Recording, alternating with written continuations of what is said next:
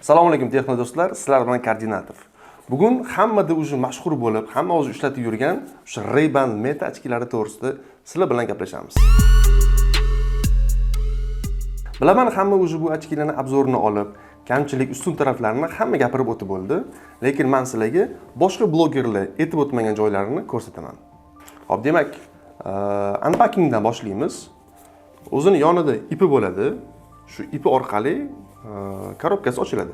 Biz ozgina ishlatib, hamma narsani ko'rib, ishlatib ko'rgandan keyin sizlarga obzor qilishga qaror qildik. Shuning uchun korobkasi ochilgan, rozi bo'lasizlar.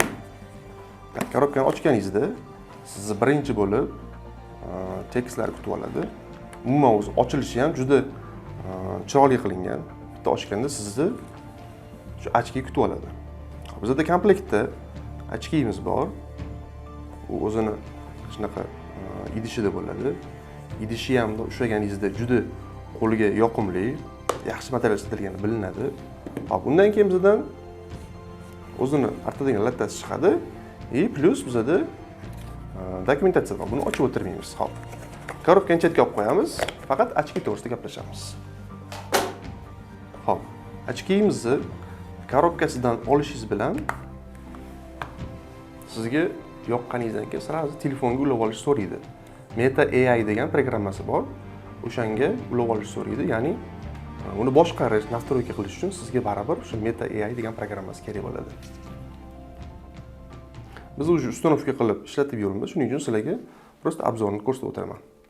Bu yerda o'zingiz device haqida ma'lumot bo'ladi. Mana hozircha ulanmagan deyapti.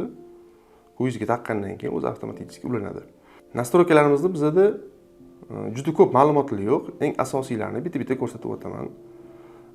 Meta device ichiga kirganingizda o'zingizni device'ingizni ko'rsatadi. Unda update'lar kelib turadi. Update o'chirib qo'yishingiz ham bo'ladi bemalol. Misol uchun general ichida boshqatdan restart berish, shu ochkingizga Wi-Fi ga ulanishingiz mumkin. Ikkita device bir-biriga Wi-Fi ga ulanib turgan paytda asosiy fayllarni telefoningizga tashlab beradi. Ya'ni ochki o'zini ichida ma'lumot saqlamaydi asosan. Bunga olganingizdan keyin sразу telefoningizga Meta AI ilovasi bilan telefoningizga o'sha fayllarni tashlab olishingiz mumkin. Xo'p, asosiy kiradigan joylarimiz bizda media. Mediada avto import yoqib qo'ysangiz, har bitta olgan narsangiz o'ziga sinxron bo'lib turadi telefoningizga sразу. Video settingsda mana kачествоni ko'rishingiz mumkin. Kачествоsi bizda 1080p 30 fps da oladi. Ikkita funksiyasi bor buni. 1 minutgacha olish mumkin yoki bo'lmasa 3 minutgacha. Siz buni o'zingiz bemalol nastroykasini qilib qo'ysangiz bo'ladi. Xo'p, audio bo'yicha audioga tegib o'tirmaymiz. Bizda keyin asosiy bitta e'tibor beradigan joyimiz ochkida. Siz syomka qilayotgan paytingizda ochkimizning asosiy kamerasi chap tarafda joylashgan bo'ladi. Ochkining o'ng tarafida esa indikator. Ya'ni siz kameraga olishni boshlaganingizda mana shu joyda indikator yonib, nariga odamni ogohlantiradi, seni kameraga olyapti. Biz buni oson yo'lini topib, shu joyiga qora izolentga yopishtirib qo'yganmiz. Ya'ni kameraga olayotganingizni sizdan boshqa hech kim bilmaydi. Endi ishlashga keladigan bo'lsak, asosan kameraga olish yoki bo'lmasa rasmga olish uchun bizga shu knopkani o'zi yetarli. Bosib turadigan bo'lsangiz videoga oladi, bitta bosadigan bo'lsangiz rasmga oladi. Xo'p, yana qanaqa funksiyalar bor? Ochkini ishlatayotgan vaqtingizda sizni qulog'ingizga naushnikka o'xshab eshitiladi. Ochkidan ovoz eshitishingiz, telefonda gaplashishingiz yoki bo'lmasa qanaqadir muzika eshitishingiz mumkin. Ushbu ikkita chetidagi dinamiklardan sizni qulog'ingizga ovoz yetib boradi. Xo'p, bu ochkimizni o'zi asosan sotuvda ikkita razmeri bor. Ya'ni o'zingizning razmeringizga mos qilib kichikroq yoki bo'lmasa kattarog'ini olishingiz mumkin. Yana bitta ustun tarafi bu ochkilarimizni oynasini bemalol o'zgartirishingiz mumkin. Oynasini o'zingizga ko'zingiz misol uchun -1 yoki +2 bo'lishi mumkin. Shunga qarab oynasini bemalol istalgan optikaga kirib o'zgartirib olishingiz mumkin. Hozirgi bizda bor varianti hameleon variant. Ya'ni ichkariga kirganingizda prozrachniy bo'ladi, tashqariga chiqqaningizda quyoshda esa qorayadi. Yana bu ochkilarimizni korpusini ham har xillari bor. Hozir bizda matavisi, buni glansivisi ham bor, boshqacha ranglari ham bor hozir sotuvda. Meni o'ylashim bo'yicha bu Meta ochkilarini eng ustun tarafi bu mana yonida bitta yozuvi ham bor. Mana Ray-Ban ochkilari bilan birgalikda chiqara olgan. Ya'ni shu Meta kompaniyasi Ray-Banga kelib, "Sen ochkilar bo'yicha zo'r ekansan, kel shuni texnologiya qilamiz" deb kelasi gaplashib, bitta katta hammaga foydali bitta zo'r produkt chiqara olgan deb o'ylayman. Endi kelinglar, shuni taqib bitta videoda ko'rsatib beramiz sizga.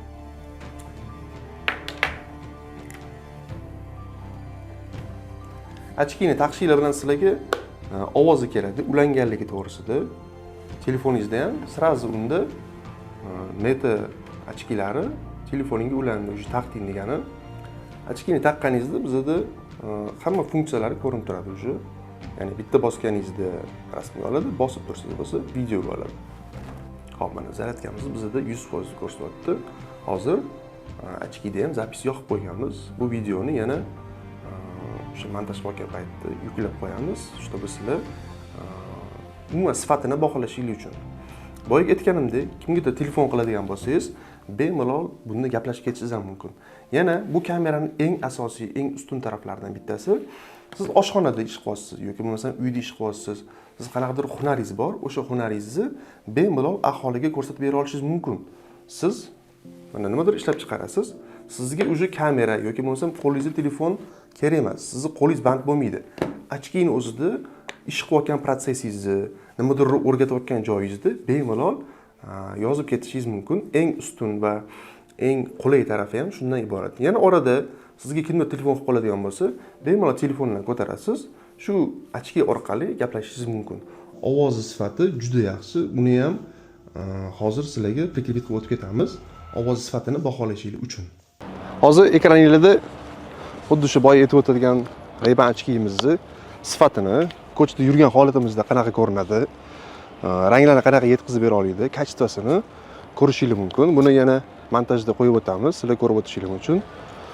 Ekran stabilizatsiya, ovoz yozib olishi ham o'sha kameraning o'zidan, ya'ni ochkining o'zidan yozyapti.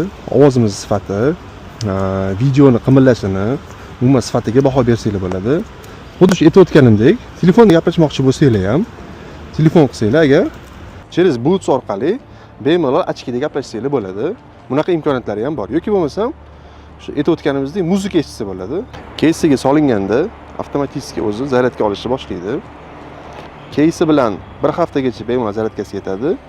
Ochkini o'zi bo'lsa, taxminan 4 soatgacha aktivni ishlatishga yetib beradi.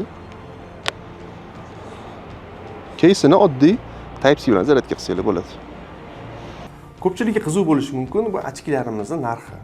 Ochkilarimiz narxi Amerikada 300-500 dollar bo'ladigan bo'lsa, O'zbekistonda 4 million 7 million sotilmoqda. U ochki razmeri, uni avlodi, ya'ni Gen 2 degan avlodning yangilari chiqqan, o'shanga farq qiladi va linzaga farq qiladi. Misol uchun sizga Polaroid kerak bo'lsa, ichkariga kirganda prozratsniy bo'ladigan, tashqariga chiqqanda qora kerak bo'ladigan bo'lsa, bu ozgina narxga ham ta'sir qiladi.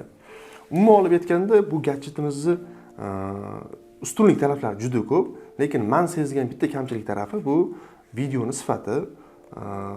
1080 da yozib olgani bilan baribir sifatda ozgina hali ishlanadigan joylari bor, lekin Instagramga joylaganingizda yoki bo'lmasa qanaqadir montaj jarayonida bu umuman bilinmaydi, ammo yana hali o'sadigan joylarimiz bor.